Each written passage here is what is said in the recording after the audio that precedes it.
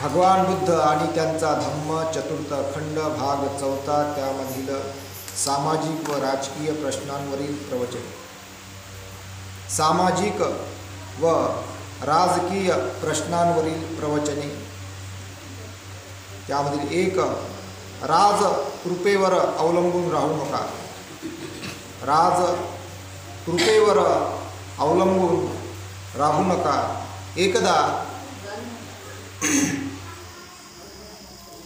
एकदा भगवान राजगृह येथील वेणुवनात कलंदक निवासात राहत होते. त्यावेळी भगवंताविरुद्ध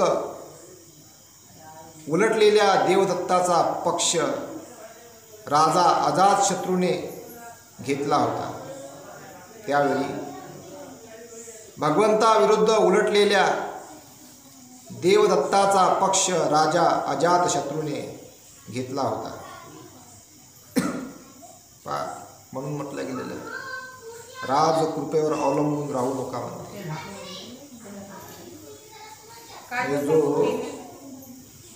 भगवंताच्या विरोधामध्ये होता त्याला अजातशत्रूचा काही पाठिंबा होता. सकाळ देवदत्ताचा पक्ष राजा अजातशत्रूने घेतला होता. सकाळ संध्याकाळ 500 गाड्यातून अन्न पात्रे पाठवून तो देवदत्ताच्या शिष्यगणांना पोषित होता. 500 गाड्यातून अन्न पात्रे पाठवून तो देवदत्ताच्या शिष्यगणांना पोषित होता. तेव्हा काही शिष्य भगवंतासमोर आले आणि साभिवादन करून अभिवादनपूर्वक त्यांच्या शेजारी बसले. अभिवादनपूर्वक त्यांच्या शेजारी बसले. त्यांनी भगवंतांना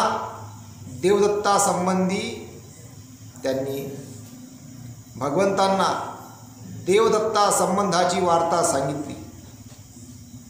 तेव्हा भगवंत भिक्खूंना म्हणाले, राजाकडून कृपेची, खुशामतीची, कोणत्याही प्रकारच्या लाभाची आशा धरू नये. जोपर्यंत अजातशत्रू राजा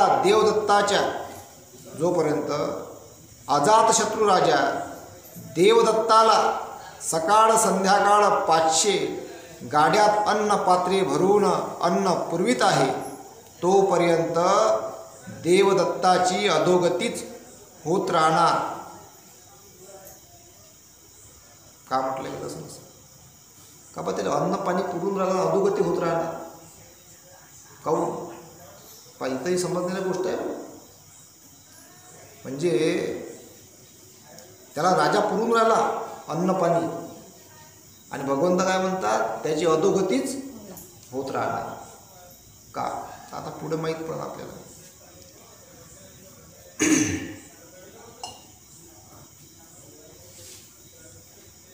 अधोगतीच होत राहणार.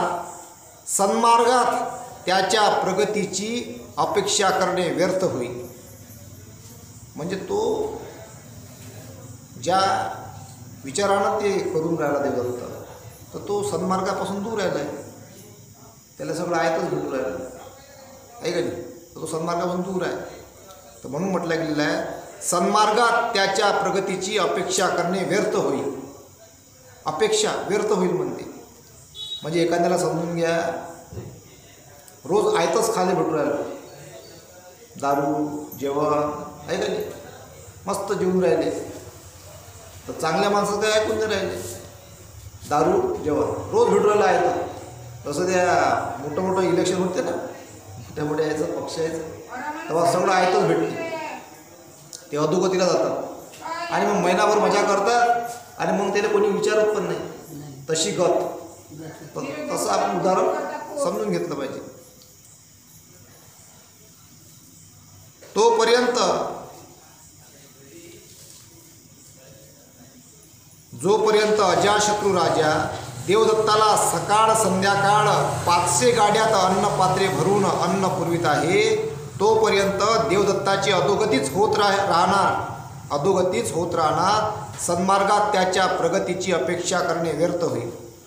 भिक्खूंनो, ज्याप्रमाणे कुत्र्याच्या नाकावर काडीज चुरडून थापले तर तो कुत्रा अधिकच पिसाळतो, त्याप्रमाणे जोपर्यंत राजा अजातशत्रू देवदत्ताला अशा रीतीने पोषित आहे, तोपर्यंत तो देवदत्त अधोगतीलाच जात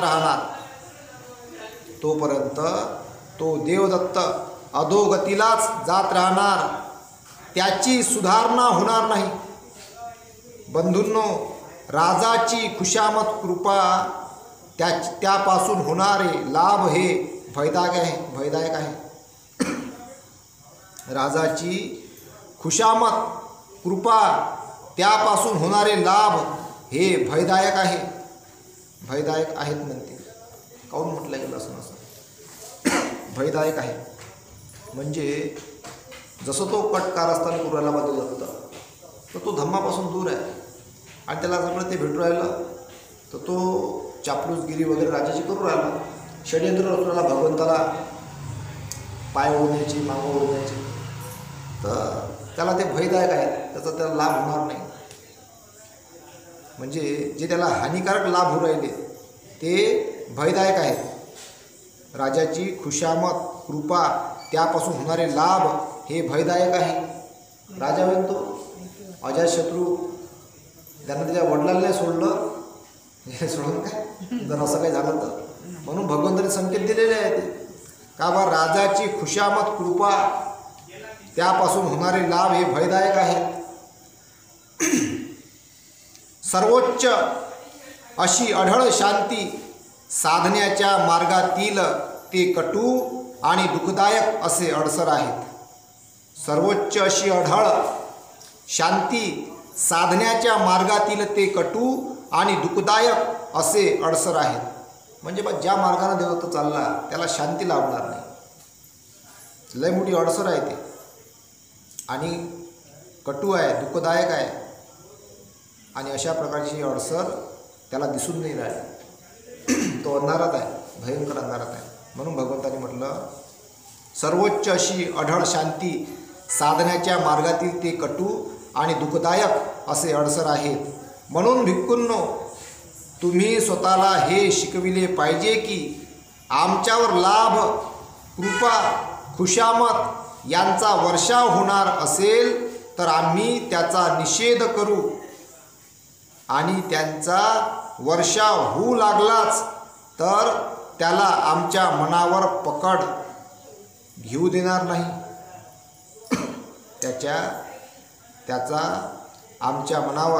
त्याला आमच्या मनावर पकड घेऊ देणार नाही, प्रभुत्व मिळवून देणार नाही, त्याच्या लालसेने आम्हाला राजाचे दास बनवू देणार नाहीत. आता आहे का असं? आता इथं म्हटलं गेलेलं आहे तुम्ही स्वतःला, म्हणून भिक्खूंनो तुम्ही स्वतःला हे शिकविले पाहिजे की आमच्यावर लाभ, कृपा, खुशामत यांचा वर्षाव होणार असेल तर आम्ही त्याचा निषेध करू, आणि त्यांचा वर्षाव होऊ लागलाच तर त्याला आमच्या मनावर पकड घेऊ देणार नाही.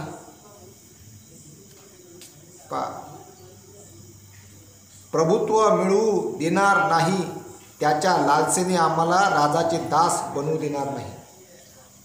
म्हणजे बा सांगण्याचा प्रयत्न असा केला आहे भगवंतांनी तिथं का बा तुम्ही या माध्यमातून दास बनवू नका. दास जर बनले तर ते हानिकारक आहे. हेच तर बॅलन्स ठेवलं पाहिजे. तर आता दास कोण, कसं याचा विचार आपणच केला पाहिजे, त्याच्यावर आपण काही बोलत नाही. 2, जर राजा धार्मिक असेल तर त्याची प्रजा धार्मिक होते. एकदा भिक्खूंना उद्देशून भगवंत म्हणाले, भिक्खू हो, जोपर्यंत राजा हा धर्मशील नाही तोपर्यंत त्याचे प्रधान आणि कर्मचारी धर्मशील होऊ शकत नाहीत. प्रधान आणि कर्मचारी अधार्मिक झाले की ब्राह्मण आणि गृहस्थही अधार्मिक होतात. ब्राह्मण आणि गृहस्थ हे धर्मरहित असल्यावर नगरवासी आणि ग्रामवासी हेही धर्मरहित होतात. परंतु जेव्हा राजे धार्मिक असतात तेव्हा हे भिक्खूंनो त्याचे प्रधान आणि कर्मचारीही धार्मिक होतात. जेव्हा राजे आणि त्यांचे प्रधान आणि कर्मचारी धार्मिक असतात तेव्हा ब्राह्मण आणि गृहस्थ हेही धार्मिक होतात. जेव्हा ब्राह्मण आणि गृहस्थ धार्मिक असतात तेव्हा नगरवासी आणि ग्रामवासी हेही धार्मिक होतात. काय म्हटलेलं आहे? जर राजा धार्मिक असेल तर त्याची प्रजा धार्मिक होते. हे धम्माविषयी आहे या गोष्टी भगवंताच्या. आता जे देशामध्ये सुरू आहे पहा याच्या विरोधात आहे. तिथं बुद्ध नाही आहे, तिथं वेगळाच राजा आहे, वेगळाच राजा आहे, वेगळीच प्रजा आहे तयार झालेली आणि भगवंताच्या धम्माला विरोधाभासी. हे तुम्ही हे लक्षात घेण्यासारखी गोष्ट आहे.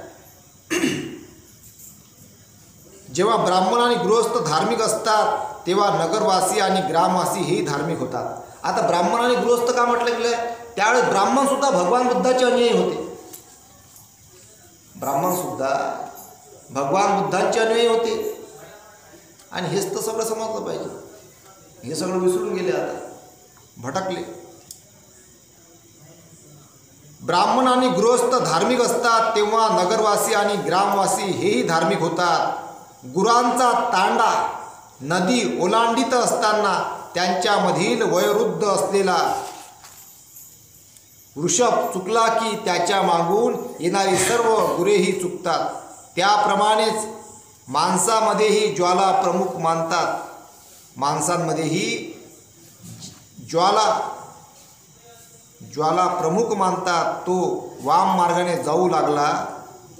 माणसांमध्ये ज्याला प्रमुख मानतात तो वाम मार्गाने जाऊ लागला तर इतर जणही त्याच मार्गाचा अवलंब करतात. म्हणजे जर वाईट मार्गानं लागला तर ज्या माणसांमध्ये माणसं असतात ना ज्याला कोणी प्रमुख मानते तो जर वाईट मार्गाने लागला असेल तर त्या मार्गानं सगळंच लागतात. एखाद्यानं म्हटलं इथं डोकं आपटतं, एखादं काही वाजवा तर वाजवतं, आहे का नाही? झालं मग वाईट मार्गाने जो लागला असं हे पेतं, मी पिऊ राहिलो ना तुम्हीही प्या. मग एखाद्याला वाटतं एवढा मोठा माणूस पिऊ राहिला आम्हाला काय प्याले. आता ते पाणी होय का नशिली पदार्थ होय काय माहीत, हे विचार करलेली गोष्ट आहे. म्हणून भगवंत म्हणतात का बाय त्याप्रमाणेच माणसांमध्येही ज्याला प्रमुख मानतात, मग तो कोणताही माणूस असू शकतो, कोणत्याही कपड्यामध्ये असू शकतो. ज्या माणसांमध्येही ज्याला प्रमुख मानतात तो वाम मार्गाने जाऊ लागला तर इतर जणही त्याच मार्गाचा अवलंब करतात. त्याप्रमाणे राजाने कुमार्ग धरला तर सर्व राज्याला हानी पोचते. गुरे नदी ओलांडीत असता जर मुख्य वृषभ सरळ मार्गाने गेला तर मागील गुरांचा तांडा त्याच सरळ मार्गाने जातो.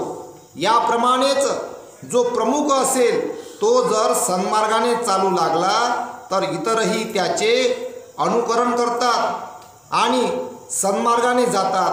जर राजे चांगले असतील तर सारे राज्य सुखाने राहते. इथून हा बोध घेण्याला एक गोष्ट. आता भगवंतानी तर राजा कसा असावा हे सांगितलेलं या माध्यमातून. राजा जर चांगला असेल, धार्मिक धम्मही कळला पाहिजे. धम्म कोणता धार्मिक आहे तो? या देशामध्ये कर्मकांडाचा एवढा मोठा पहाड बनलेला आहे का त्याला नतमस्तक झालेले आहे सगळे. सर्वात जास्त. कर्मकांडाचा एवढा मोठा पहाड आहे या देशात का त्याला काही सगळे मोठे मोठे श्रीमंत लोक जे आर्थिकतेनं श्रीमंत आहे, पण धम्माच्या बाबतीत ते काही गरीब आहे. धम्माच्या बाबतीत ते गरीब आहे आणि आर्थिकतेनं श्रीमंत आहे. असे लोक कर्मकांडाचा एवढा मोठा पहाड झालेला तयार का त्याला झुकतात. आता ते त्याच्यावर नावाने सांगायला पुढं समजून घ्या. कर्मकांडाचा ज्यापासून हानी होते, नुकसान होते, फक्त त्यांचा फायदा उरायला कारण की त्यांचा बिझनेस आहे, त्यांचा व्यवसाय. त्याच्यावर इथं झुकलं आपला बिझनेस चालते, असं ते सिस्टीम आहे बनलेली. याला जे जे खतपाणी घालून राहिले हे मोठे मोठे लोकच आहे, श्रीमंत लोक आहे. इतका महान धम्म सोडून दिला, तिकडं गेले बाहेर तर म्हणते आम्ही बुद्धाच्या देशातून आलो, आणि मात्र ते इथं आले का सोम करतात, नवीन नवीन प्रयोग करतात आणि बुद्धाच्या विरोधामध्ये काम करतात. का? कारण की बुद्धाला जो डोक्यावर घेऊन चालणारा वर्ग आहे तो कमी आहे आणि त्यामुळं काही ही सगळी हानी होऊन राहिली. आणि म्हणून काही देशामध्ये कर्मकांडाचा एवढा मोठा पहाड बनलेला आहे का राजाने माहीत पडलं का हा कर्मकांडाचा पहाड मोठा आहे बा, याला झुका. याच्या पुढं झुकलं तर आपल्याला फायदा होते, इकडं कमी झुका. मग जिकडं कमी फायदा होते तिकडं कमी झुकतात, जिकडं जास्त फायदा होते तिकडे जास्त झुकतात. असं सुरू आहे. मग तो गदा का असे ना, जर गद्याने जर लोक देव मानत असतील आणि बस याला माहीत पडलं राजाले आपल्याला पहा राजा बनायचं आहे, गद्यापाशी लोक झुकू राहिले, इथंच झुका. नाही झुकलं तर हे लोक आपल्याला काही निवडून देणार नाही, म्हणून गद्यापुढे झुकतात. असंच सुरू आहे. म्हणून भगवंता आम्हाला त्याग करा म्हणते पदाचा, पण गद्यापुढे झुकू नका. गद्यापुढे झुकल्यावर जर तुम्ही पद ग्रहण करत असाल तो राजा भाऊ तो धम्मी कोणी राहतो, राजा भाऊ तो गुलाम, तो गुलामांचा गुलाम, तो गुलामांसाठी काम करणार आहे. तो राजा नाही होऊ शकत. तो झाला दल बदलू, जेव्हा ज्याचं वजन वाढून त्याला तो झुकतो. म्हणून म्हटलं गेलेलं आहे का ह्या देशामध्ये कर्मकांडाचा एवढा मोठा पहाड झालेला आहे का त्याला सगळं झुकू राहिले. तर हे आता आठवलं म्हणून सांगितलं. म्हणून काही म्हटलं गेलेलं आहे, राजे चांगले असतील तर सारे राज्य सुखाने राहते. आता राज्यामध्ये सगळे सुखाने आहे का याचा सर्वे झाला पाहिजे, राज्यात सर्वे झाला पाहिजे.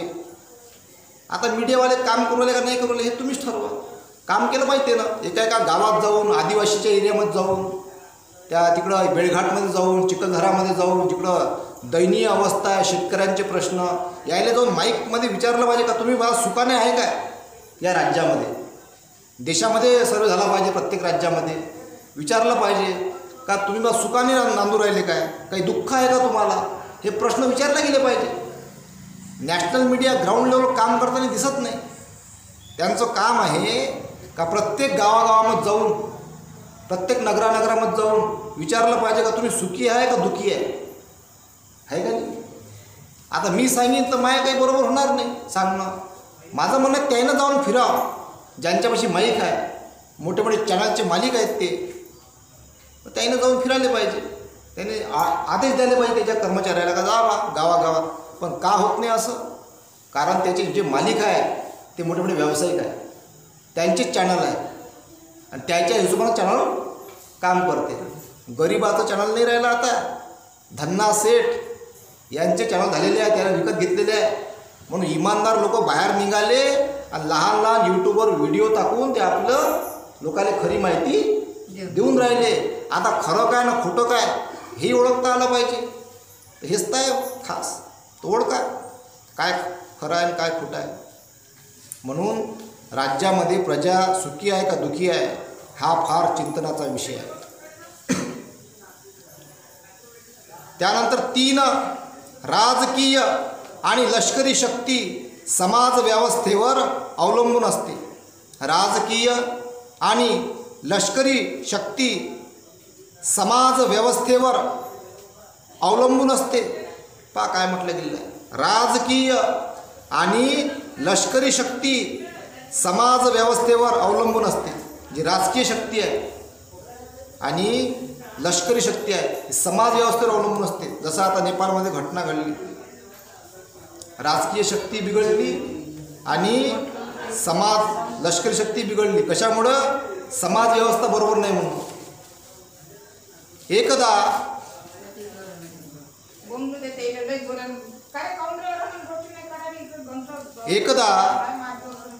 भगवान राजगृह येथील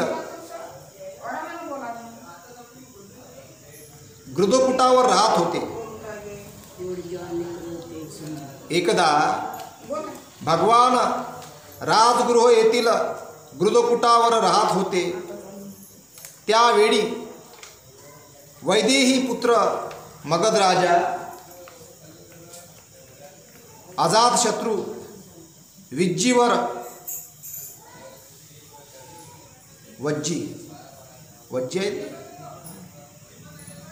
वज्जीवर आक्रमण करण्याच्या विचारात होता.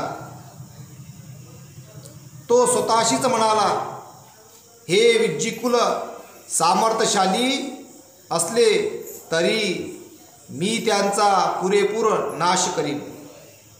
म्हणून आपल्या मगध देशाचा मुख्य प्रधान वत्सकार नावाचा ब्राह्मण याला बोलावून तो म्हणाला, हे ब्राह्मणा, भगवंताकडे जा आणि नम्रतेने माझ्यातर्फे त्यांचे पायवंदन करून त्यांना विचार, आपली कृती ठीक आहे ना? आपण स्वास्थ्य, सुख आणि आरोग्य उपभोगीत आहात ना? नंतर त्यांना सांग की मगध राजा अजातशत्रू वज्जीवर आक्रमण करण्यास उत्सुक आहे. वज्जीकुळ कितीही सामर्थ्यशाली असले तरी त्यांचा पुरेपूर नाश करण्याचा त्याचा विचार आहे. अजातशत्रू पुढे म्हणाला, भगवान, जे काही पुढले भविष्य होतील, भगवान म्हणाले, जे काही पुढले भविष्य होईल ते सांगतील ते नीट लक्षात ठेव. ते सांगतील नीट लक्षात ठेव आणि त्यातला शब्द न शब्द मला निवेदन कर. कारण भगवान बुद्ध कधीही खोटे बोलत नसतात. राजाचे शब्द ऐकून तो ब्राह्मण वत्सकार म्हणाला, ठीक आहे. आणि अनेक उत्कृष्ट रथ जोडून तो गृधकुटाकडे निघाला. आणि अनेक उत्कृष्ट रथ जोडून तो गृधकुटाकडे निघाला. तेथे पोचल्यावर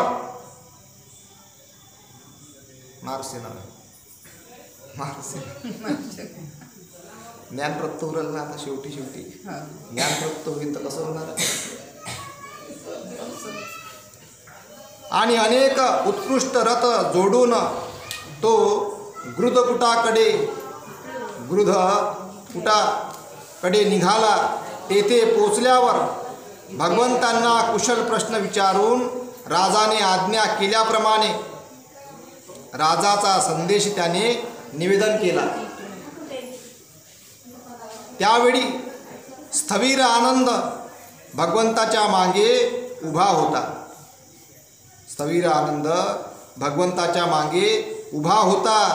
भगवंत त्यास म्हणाले, आनंद, वज्जी वारंवार सार्वजनिक सभा भरवतात हे तू ऐकले आहेस काय? भगवंत त्यास म्हणाले.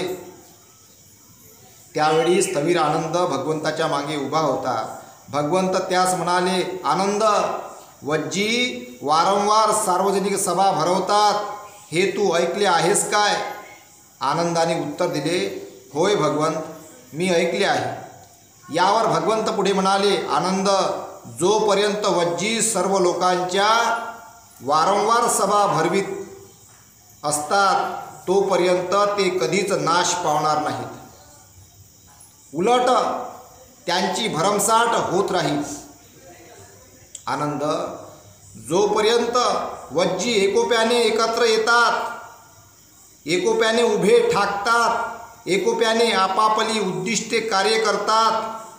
जोपर्यंत कोणतेही उद्दिष्ट मान्य झाल्याशिवाय तदनुसार वर्तन करीत नाहीत, ज्या उद्दिष्टाला एकदा सर्व मान्यता मिळाली आहे ते वज्र समजत नाहीत आणि गतकाळात वज्जीकुळाने जे नियम केले आहेत त्या नियम परंपरेप्रमाणे आचरण करतात. जोपर्यंत ते वज्जी आपल्यामधील वृद्धांना मान देतात, त्यांची वाहवा करतात, त्यांचा आदर करतात आणि त्यांची सलामसलत ऐकणे हे आपले कर्तव्य मानतात, जोपर्यंत आपल्या कुळातील कोणत्याही स्त्रीला अथवा कन्येला ते बळजबरीने डांबून ठेवीत नाहीत आणि सामर्थ्याच्या जोरावर तिचे अपहरण करीत नाहीत, जोपर्यंत वज्जी धम्माला मान देतात आणि त्यांचे परिपालन करतात, तोपर्यंत हे आनंदा वज्जी कुळाची अधोगती होणार नाही. उलट त्याची भरमसाट, त्याची भरभराट होत राहील आणि कोणीही त्यांचा नाश करू शकणार नाही. सारांश: जोपर्यंत वज्जी प्रजातंत्रावर विश्वास ठेवतील, प्रजातंत्राप्रमाणे आचरण करतील, तोपर्यंत त्यांच्या राज्याला संकट स्पर्श करू शकणार नाही, असे भगवंतांनी स्पष्ट केले. नंतर भगवंत वत्सकराला उद्देशून म्हणाले, म्हणजे जोपर्यंत बा एकोप्याने तुम्ही राहायसाल, विखरसाल नाही, जोपर्यंत ते लोक बा कोणी बी एकोप्याने राहील त्याला कोणी तोडू शकणार नाही. आणि जो समाज विखरला तो संपला, त्याची राजकीय सत्ताही संपून जाते, सामाजिक सत्ता संपून जाते, आर्थिक सत्ताही संपून जाते आणि धार्मिक सत्ताही संपून जाते. एकत्र नसेल तर आता बाबासाहेबाचा रथ मग एकत्र असेल तर पुढे जाते, एकत्र नसेल तर पुढे जात नाही. आता तो कुठपर्यंत गेला हे आपल्याला ठरवावं लागेल.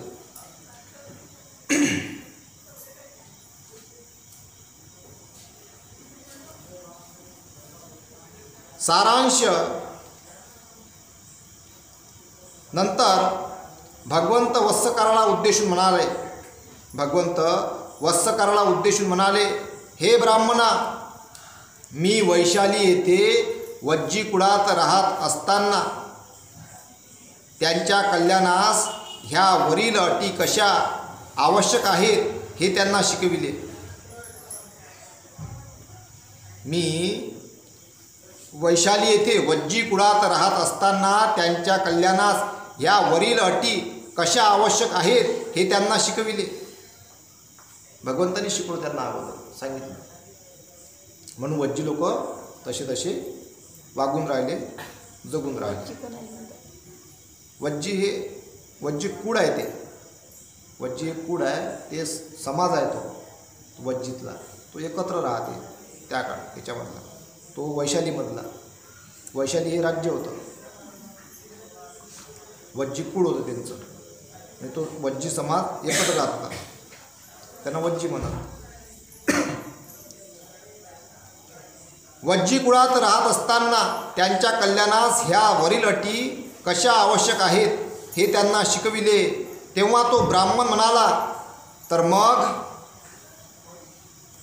मग वज्जी जोपर्यंत ह्या वहिवाटीची परिपालन करीत आहे तोपर्यंत त्यांची अधोगती न होता त्यांचे कल्याणच वृद्धिगत होणार असे आम्ही मानायचे. तर हे गौतमा, मगध राजाला वज्जीचा पाडाव करता येणार नाही. हे गौतमा, मगध राजाला वज्जीचा पाडाव करता येणार नाही असे तुझे म्हणणे दिसते. काय म्हणते तो ब्राह्मण? हे गौतमा, मगध राजाला वज्जीचा पाडाव करता येणार नाही असे तुझे म्हणणे दिसते, म्हणजे वज्जीला हरवता येणार नाही वज्जी लोकांना. असे तुझे म्हणणे दिसते, असे बोलून वत्सकार उठून राजगृह येथे आपल्या राजाला भगवंताचे शब्द सांगायला निघून गेला. सांगायला निघून गेला तो आता. का बा असं भगवंत म्हणतात का बा? त्यांनी असं म्हटलं वज्जी लोक जोपर्यंत एकत्र आहे बा, आपसामध्ये एकत्र येतात, बसतात, उठतात, विचारविनिमय करतात, सगळ्यांचा मान सन्मान राखतात, तोपर्यंत त्याला कोणी हारवू शकत नाही. आणि जेव्हा तेव्हा विखरतील तर मग काही होऊ शकते. तर मग तो ब्राह्मणच त्याला म्हणाला का बा तुमचं असं वाटते का बा तुम्ही त्याचा आम्ही बा मगध राजा त्याचा पाडा करू शकणार नाही, म्हणजे त्यांना खाली पाडू शकणार नाही, हारू शकणार नाही, असं तुमचं म्हणणं दिसते. हा संदेश घेऊन वत्सकार उठून राजगृह येथे आपल्या राजाला भगवंताचे शब्द सांगायला निघून गेला. यानंतर 4 युद्ध हा चुकीचा मार्ग आहे. युद्ध हा चुकीचा मार्ग आहे. बरोबर आहे, चुकीचाच मार्ग आहे ना. काही झालं तरी युद्ध करणे म्हणजे युद्ध करणे काय चुकीचाच मार्ग आहे. एकदा मगध राजा अजातशत्रू याने आपले अश्वदळ पायदळ म्हणजे अश्वदल म्हणजे घोड्यांचा एक दल सैनिक. अश्वदळ पायदळ म्हणजे पायदळ चालणारे सैनिक, पायदळ गोळा करून प्रसेनजित राजाच्या काशी विभागावर स्वारी केली.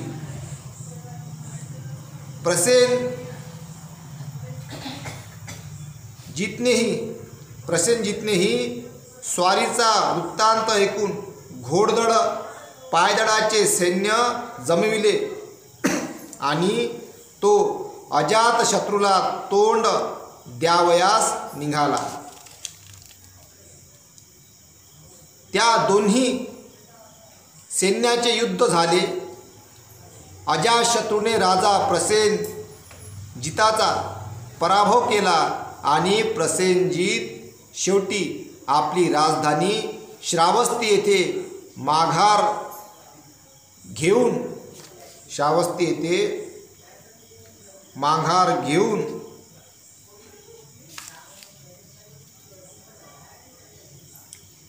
दोन्ही सैन्याचे युद्ध झाले. अजातशत्रूने राजा प्रसेनजिताचा पराभव केला आणि प्रसेनजितने शेवटी आपली राजधानी श्रावस्ती येथे माघार घेऊन राहिला.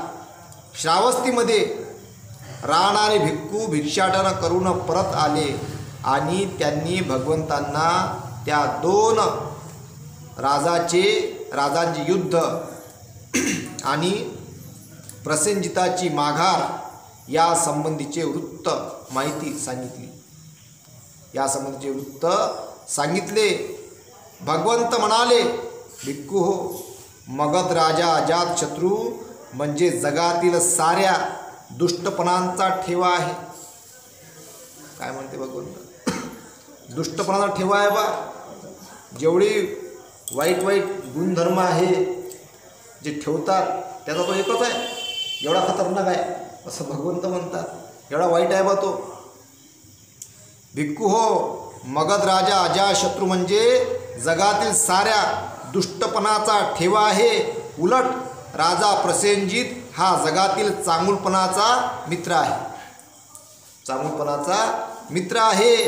सध्या तरी प्रसेनजित राजाला पराभूत मनुष्य म्हणून दुःखात रात्र काढावी लागणार आहे. सध्या तरी प्रसेनजित राजाला पराभूत मनुष्य म्हणून दुःखात रात्र काढावी लागणार आहे. म्हणजे बघा, एवढा जगातील चांगुलपणाचा मित्र आहे बा तो, तरी तो हारला. इथून बोध घेण्यासारखी गोष्ट आहे. चांगला मनुष्य असूनही, चांगल्या गोष्टीचा चांगुलपणाचा मित्र असूनही तो हारला का बा? कारण चांगले माणसं जास्त हारतच असतात. वाईट माणसं कारस्थान करतात, ते चांगल्या माणसाला करता येत नाही. असं असते. नगरात असते, गावात असते, शहरात असते, असंच असते. आणि हेच समजून घेतलं पाहिजे. चांगला माणूस कारस्थान नाही करत. तो म्हणजे जाऊ द्या बा, तो वैरच नाही करत पहिले. त्याचा कोणी वैर करत असं राग करत असं ना, त्याचा राग नाही करत म्हणून तो कारस्थान करत नाही. पण सामनेवाला जो राग करते तो याचं कारस्थान करतो, याले हार होते.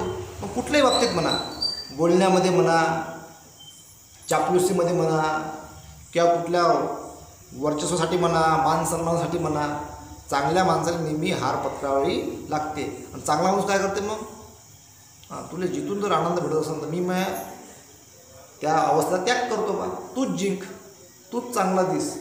तिथून चांगला माणूस काय करते, माघार घेते, तूच जिंक. तुला जिंकून जर आनंद मिळत असेल तर जिंक बा. एक उदाहरण ते आठवलं तर जगातील चांगुलपणाचा मित्र आहे प्रसेनजित राजा. जगातील चांगुलपणाचा मित्र आहे. सध्या तरी प्रसेनजित राजाला पराभूत मनुष्य म्हणून दुःखात रात्र काढावी लागणार आहे. विजयातून द्वेष जन्मास येतो. विजयातून काय जन्मास येतो, द्वेष. विजयातून द्वेष जन्मास येतो.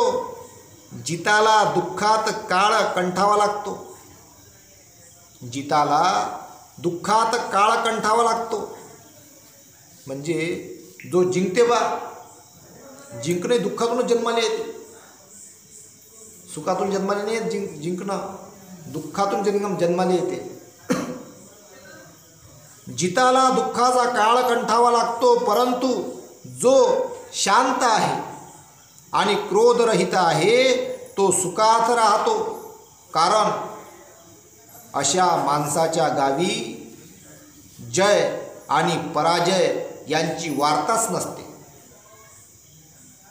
जो शांत आहे बा, हारला तरी ठीक, नाही हारला तरी ठीक, त्याच्या गावात काही जय पराजयाची वार्ताच नसते, म्हणजे बातमी नसते. तो स्थिर राहते. तू जिंकला बा, ठीक आहे, त्याच्या गावामध्ये तो जय पराजयाची वार्ताच नसते म्हणते. जो शांत आहे, क्रोधरहित आहे, सुखात राहतो. कारण अशा माणसाच्या गावी जय आणि पराजय यांची वार्ताच नसते. पुन्हा असे घडले की त्या दोन राजाचे पुन्हा युद्ध जुंपले. परंतु त्या युद्धात कोसलराजा प्रसेनजित याने अजातशत्रूचा पराभव करून त्याला जिवंत पकडले. मग कोण जिंकलं डबल, पुन्हा कोसलराजा प्रसेनजित जिंकला. युद्धात कोसलराजा प्रसेनजित याने अजातशत्रूचा पराभव करून त्याला जिवंत पकडले. तेव्हा राजा प्रसेनजितने स्वतःशी विचार केला की मी ह्यांच्या वाटेस गेलो नसतानाही हा राजा माझ्या पुतण्या असूनही मला त्रास देतो.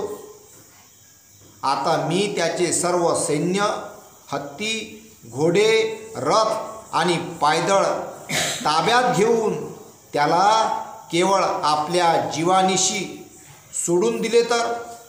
आणि त्याप्रमाणे प्रसेनजित राजाने केले.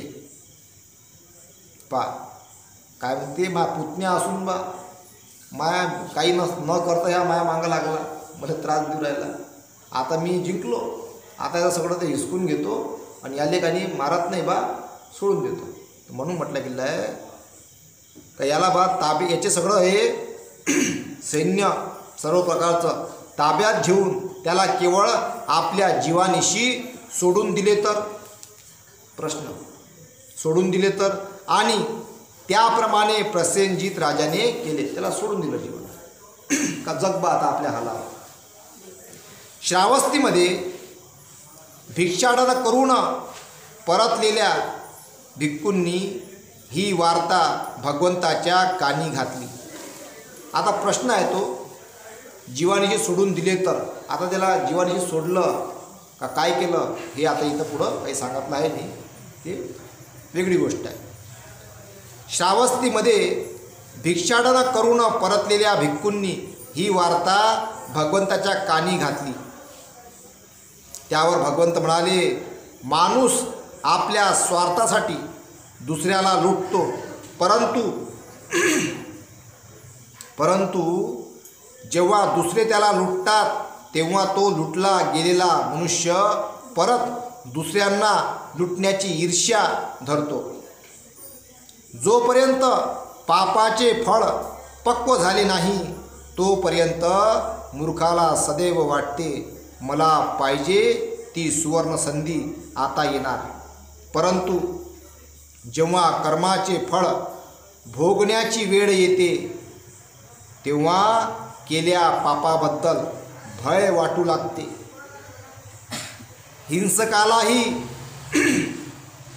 हिंसकालाही त्याची हिंसा करणारा कोणीतरी भेटतोच, जेत्याला जिंकणारा कोणीतरी निपजतो, निंदकाला निंदक सापडतो. अशा रीतीने कर्मविपाकाने जो मनुष्य दुसऱ्याला लुटतो त्यावरही आपण स्वतः लुटला जाण्याची पाळी येते. म्हणजे बा असं म्हटलं गेलेलं आहे, जशाले तसं कोणतरी भेटते. चोराले चोर भेटते, बदमासाले बदमास भेटते, हत्याराले हत्यारा भेटते, तर कोणतरी असा निंदकाले निंदक भेटते, असं कोणतरी भेटते बा. मग त्याला ते चालकांनी त्याला भय वाटू लागते म्हणून म्हटलं गेलेलं आहे. आणि मग ज्याचं कुशल कर्म असेल त्याला भगवंत भेटतात. भगवंताचा कोणी धम्म सांगणारा भेटतो, तर काहीतरी आहे बा, तर मग आहे तर घेतलं तर सुख मिळते, नाही घेतलं दुःख मिळते. आता संधी आहे शूद्राची, आहे का नाही? ज्यांना आता धम्मवाणी ऐकायला भेटू राहिली त्यांना संधी आहे का सुधरा बापा, आहे का नाही? स्वतःही सुधरा, इतरांनाही सुधरवा, संधी आहे ही. आयतं भेटू राहिलं ना, याचे काही पैसा वगैरे मोजावा लागत नाही, आयतं भेटू राहिलं. आणि ज्यांना घेता येत नाही त्याच्या डोक्यात मारसेना शिरली, आहे का नाही? आता कावळे कसे असतात जंगलात, एखादा मासा तुकडा पडलेला असते, त्या मासा तुकड्याची कावळे सगळे आपसात भांडतात, ती होय मारसेना. एखादा विषय असते व्यर्थ विषय, त्याला घेऊन चर्चा होत राहते, कल्लाच कल्ला, फायदा काहीच नाही, आहे का काही फायदा, त्याला म्हणते मारसेना. तर ते जो व्यर्थ विषय आहे तो होय मासाचा गोळा, आणि तो मासाचा गोळा जंगलात पडलेला आहे. आणि त्याले काही सगळे कावळे काय करू राहिले, मी खातो मी खातो मी खातो मी खातो मी खातो, हा काव काव काव काव काव काव काव काव. धम्माचं बळ वाढू राहिलं, धम्म परिपक्व होत आहे, धम्म जिंकून राहिला, आणि कावळे काय करू राहिले, काव काव काव काव काव काव. अशासाठी ते मांस खाले. इतकं मोठं धम्माचं अमृताचं पाणी आहे, पाणीने ग्रहण करता येऊ राहिलं, कारण चांगलं आहे ना. चांगल्याकडे लवकर ओढत नाही, आणि चांगल्याकडे ओढाडी कर्मही लागते, कुशल कर्मही लागते पिढ्यानपिढ्याचे.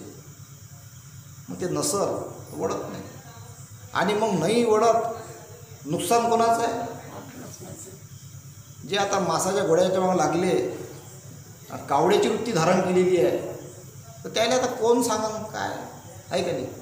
तर म्हणून का नाही, आता हे उदाहरण दिलं बाप्पा, आता इथून काय बोध घ्यायचा आहे तर घ्या, आहे का नाही? तर आता शेवटचं हे थोडंसं वाटतं वास्तवाचं. 5 शांती स्थापन करणाऱ्या जेत्याची कर्तव्ये. शांती स्थापन करणाऱ्या जेत्याची कर्तव्ये. जेव्हा जेता शांती स्थापन करण्याची सत्ता मिळवितो त्यावेळी जितावर गुलामगिरी लादण्याचा नसला, जितावर गुलामगिरी लादण्याचा नसला तरी त्याची अधिकाधिक मानखंडना करण्याचा अधिकार सांगू लागतो. ह्या विषयावर भगवान बुद्धांचे मत अगदी वेगळे आहे. त्यांच्या मते शांती स्थापन करणे याला काही अर्थ असेल तर जेत्याने जित्याच्या शांततेच्या काळात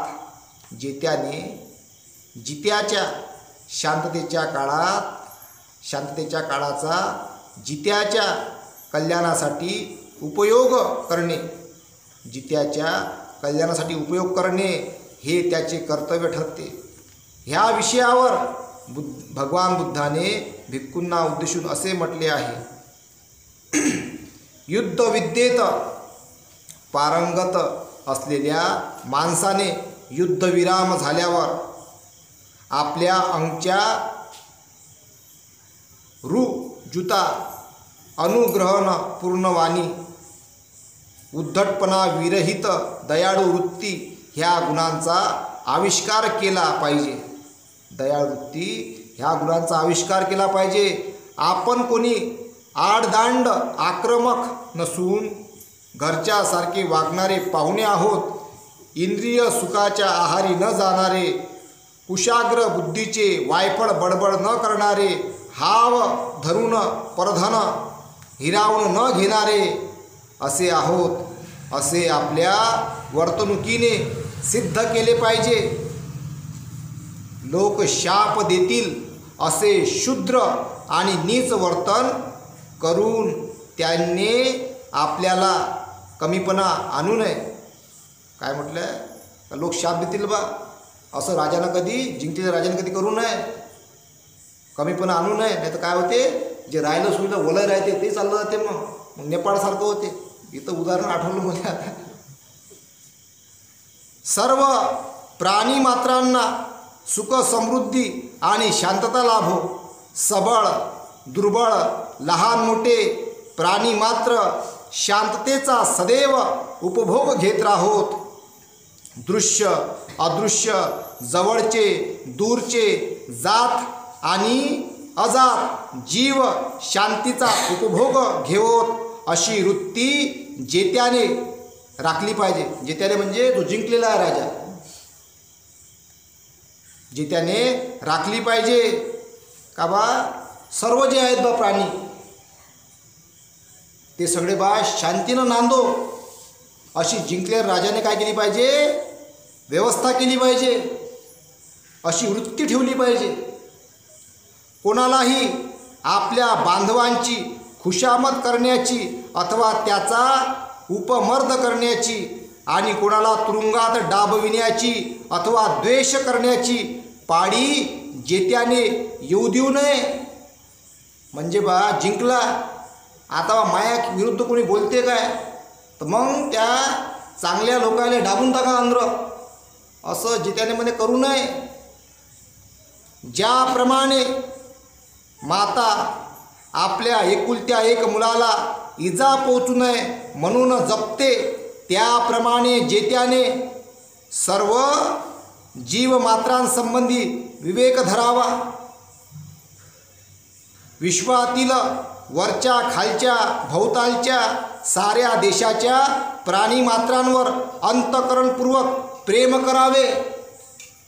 त्यांच्याविषयी मनात द्वेषाचा स्पर्श होऊ देऊ नये.